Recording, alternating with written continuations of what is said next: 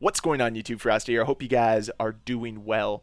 Now, I've talked about Steam charts before on this channel, but the most recent month-end Steam chart for May 2023 is quite alarming, quite disturbing if you're a fan of the Call of Duty franchise and you want to see this franchise succeed, because what it showcases is a lot of red. And I understand that it's just Steam charts. It's not fully indicative of the entire game and the entire community. However, we can draw some conclusions from these numbers and these trends because Activision won't give us the Battle.net trends. They won't give us the player counts on console. Even though they used to, they've stopped doing that, I think, out of sheer embarrassment.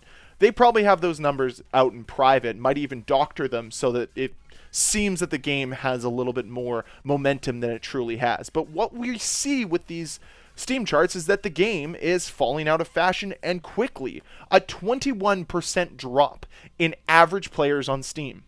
That tells you everything you need to know. The game is unable to retain players. It is unable to bring in new players, and it's unable to keep its core base as it stands right now. And frankly, even just over the last 30 days, you've seen a 1.6% drop, which means that people are leaving the game. And I understand why. There's nothing here that is valuable for this community. There's nothing here that is valuable for the franchise.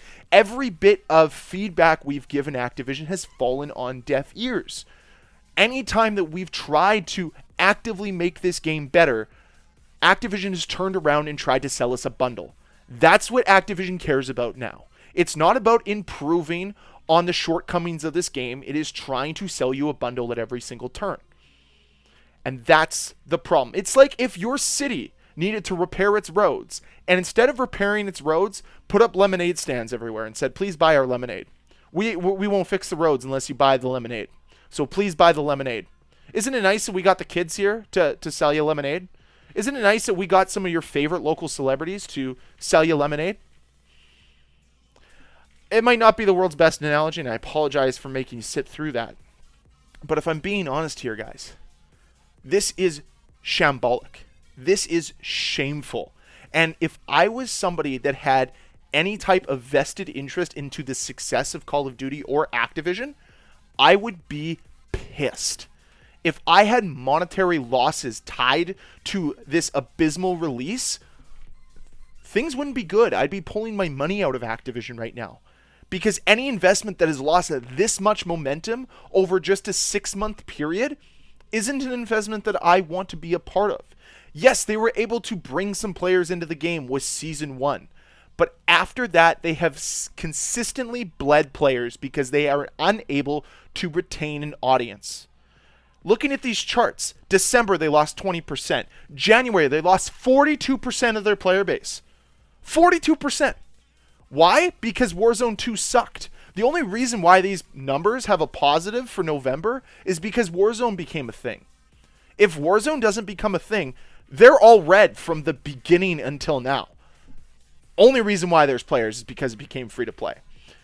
And then we've seen steady drop-offs all the way from February through to April. And then May comes along and people are like, there's alternatives. I don't have to play this game anymore. This game is awful. And what has Activision responded with? Well, we're going to try to sell you another bundle. Hey, Season 4, we're going to make a new Warzone map, and you're going to get one new multiplayer map. And frankly, I think the community has come around to the fact that the seasons don't make the game better. These slow drip out of content that we've seen with Call of Duty over the last few years is not working anymore. It's not something that is actively making the game better. It's designed solely to try to pique your interest into coming back to the game. And frankly, what you'll realize when you come back to Modern Warfare 2 is it's still a bad game. It's still a game that has so many problems that have been left unfixed for months. And I talked about this in a previous video as well, where I've hammered this point home. I honestly don't blame Infinity Ward anymore. I believe this failure lies solely on Activision because I feel that Activision is hindering Infinity Ward's ability to properly fix their game. They're actively telling them not to fix these problems so that people don't stay on the game, so that people can get hyped about Modern Warfare 3. Because in Activision's eyes, fixing these problems won't fix the player loss, even though I think it might.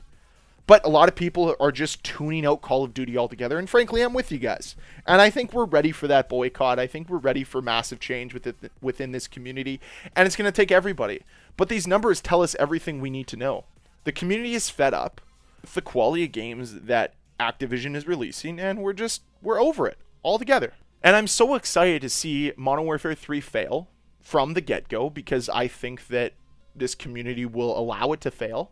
I'm hoping so. I'm going to be really drawing up some momentum so that that can happen, because I'd love, and I mean love, to see Call of Duty fail in 2023, so that 2024, when Treyarch gets the opportunity to release a game again and actually has a full development cycle to release their game, I think it needs to be a banger, and I think it could possibly be a banger, because Modern Warfare 3 needs to fail for Black Ops 4 or Black Ops 5 to succeed.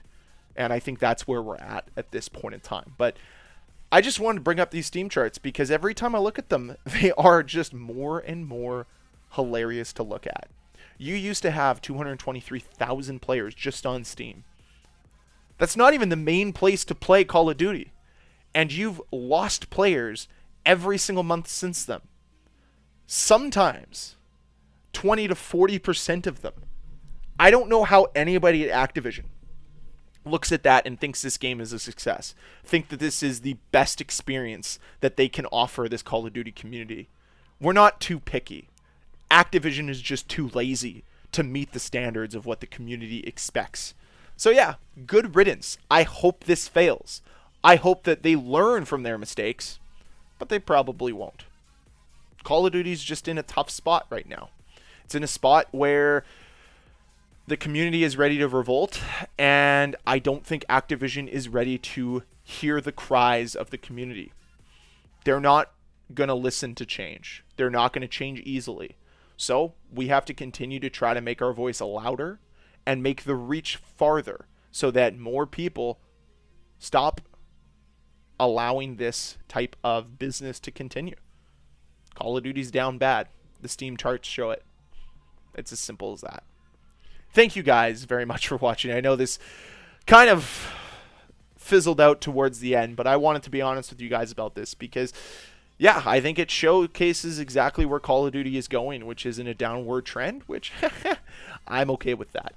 So that's all I have for today. I hope you guys enjoyed the video. If you want to let me know down below in the comments section, what made you stop playing Modern Warfare 2? I'd love to hear from you.